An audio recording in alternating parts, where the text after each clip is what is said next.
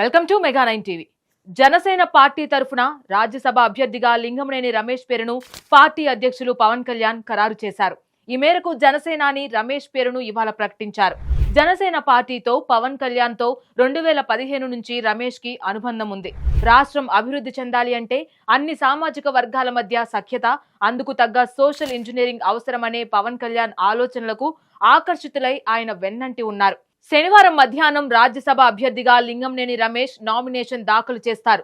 2024 ఎన్నికల్లో కూటమి విజయానికి తెరవెనుక కీలక పాత్ర పోషించిన ఈ బిజినెస్ టైకూన్ బయోగ్రఫీ ఏంటి? విజయవాడ రూపురేఖలను ఆయన సంస్థలు ఎలా మార్చేశాయి? ఇప్పుడు చూద్దాం.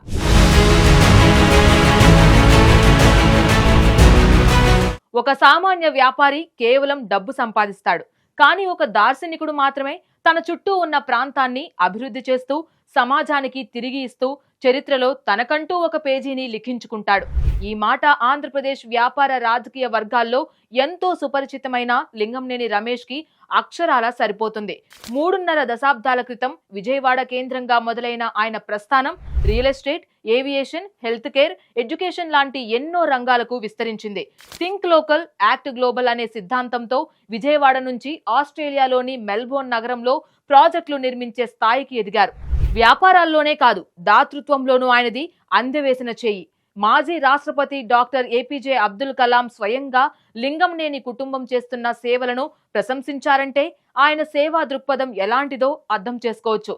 రాజకీయాల్లో సైతం పవన్ కళ్యాణ్ స్థాపించిన జనసేన పార్టీకి మొదటి నుంచి వెన్నెముక్కలా నిలబడిన వ్యక్తి లింగమనేని.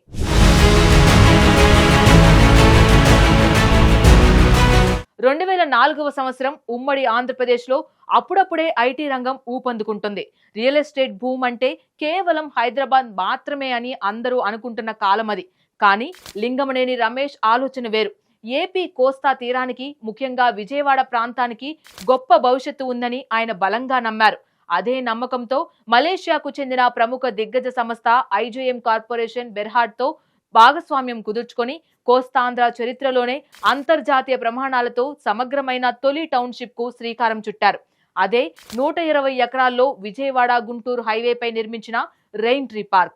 సుమారు 3300 అపార్ట్మెంట్స్, 300 విల్లాలు ఉన్న ఈ ప్రాజెక్ట్ అప్పట్లో ఒక సంచలనం. విజయవాడ పరిసర ప్రాంతాల్లో నిర్మాణ రంగం ఊపందుకోవడానికి ఈ ప్రాజెక్ట్ ఒక మైలురాయిలా నిలిచింది.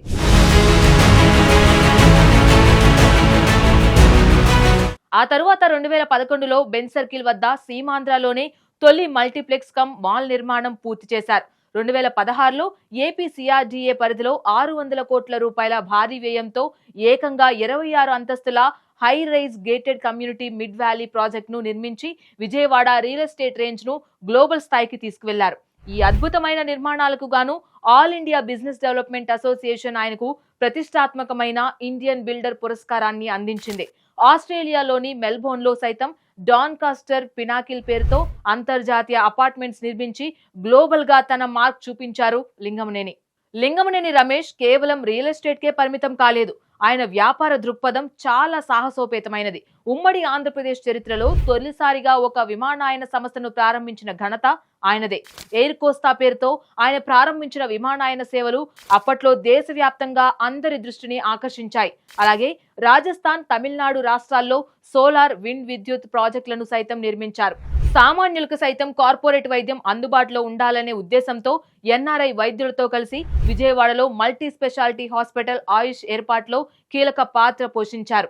హెల్త్ ఆనర్స్ పేరుతో హెల్త్ కేర్ సేవలు, లీఫ్ ఫౌండేషన్ ద్వారా విద్యా రంగాన్ని కూడా అభివృద్ధి చేశారు.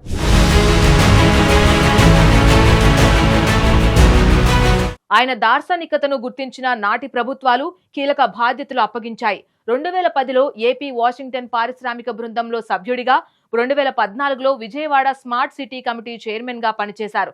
ఏకంగా మలేషియా దేశ ప్రభుత్వం 2016లో ఆయనను భారత్, దక్షిణ ఆసియా ఇన్ఫ్రాస్ట్రక్చర్ ప్రత్యేక రాయబారిగా నియమించడం ఆయన స్థాయికి నిదర్శనం. వ్యాపారాల్లో సక్సెస్ సాధించిన వారు చాలా మంది ఉంటారు. కానీ సంపాదించిన దాంట్లో సమాజానికి తిరిగి ఇచ్చే గుణం కొందరికే ఉంటుంది.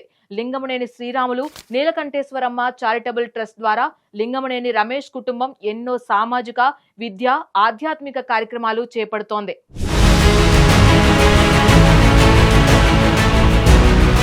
చిన్మయ సమన్వయ ఆర్గనైజేషన్ ఫర్ రూరల్ డెవలప్మెంట్ అనే స్వచ్ఛంద సంస్థకు ఏకంగా 6 ఎకరాల అత్యంత విలువైన భూమిని విరాళంగా ఇచ్చారు.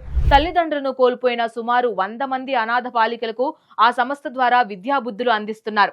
ఈ స్వచ్ఛంద సేవా సంస్థను సందర్శించిన మాజీ రాష్ట్రపతి డాక్టర్ ఏపీజే అబ్దుల్ కలాం లింగమనేని కుటుంబం చూపిస్తున్న దాతృత్వాన్ని, వారి సేవా లక్ష్యాలను స్వయంగా ప్రశంసించారు. సేవతో పాటు ఆధ్యాత్మికతలోనూ లింగమనేని ముందున్నారు. నంబూరులో శ్రీ భూసమేత శ్రీ దశావతార వెంకటేశ్వర స్వామి ఆలయ నిర్మాణం చరిత్రలో నిలిచిపోయేలా చేశారు. ఖచ్చితమైన ఆగమశాస్త్ర నియమాలతో ఏకంగా 12 ఏళ్ల పాటు అకుటింత దీక్షతో ఈ బృహత్ ఆలయాన్ని నిర్మించారు. ఆలయానికి 9 ఎకరాల భూమిని విరాళంగా ఇవ్వడమే కాకుండా స్వయంగా ధర్మకర్తలుగా ఆ గుడిని నిర్వహిస్తున్నారు. వీరి సేవలను గుర్తించిన ఢిల్లీ తెలుగు అకాడమీ 2016లో ఉద్యోగరత్న అవార్డును ప్రదానం చేసింది.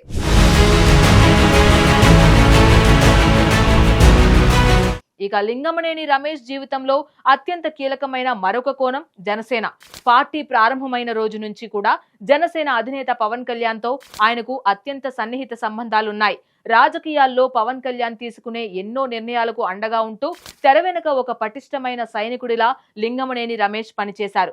ముఖ్యంగా 2024 ఏపీ సార్వత్రిక ఎన్నికల సమయంలో కూటమి విజయానికి ఆయన తన వంతుగా అకుటింత దీక్షతో పనిచేశారు. పార్టీ నిర్వహించే కీలక కార్యక్రమాలకు, అలాగే కూటమి నేతల మధ్య సమన్వయానికి ఒక పర్ఫెక్ట్ సంధానకర్తగా వ్యవహరించారు. నిస్వార్థంగా పవన్ కళ్యాణ్ వెంట నడిచే అతి కొద్ది మంది ఆత్మీయుల్లో లింగమనేని రమేష్ పేరు ఎప్పుడూ మొదటి వరుసలోనే ఉంటుంది.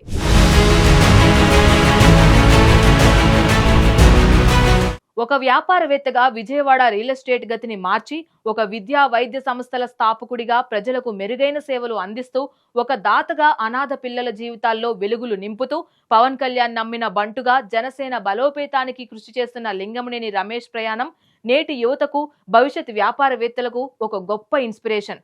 అందుకే జనసేన నుంచి రాజ్యసభకు లింగమనేనిని సెలెక్ట్ చేశారు పవన్ కళ్యాణ్. జనసేనాని తీసుకున్న ఈ నిర్ణయం 100% కరెక్ట్ అని జన సైనికులు అంటున్నారు.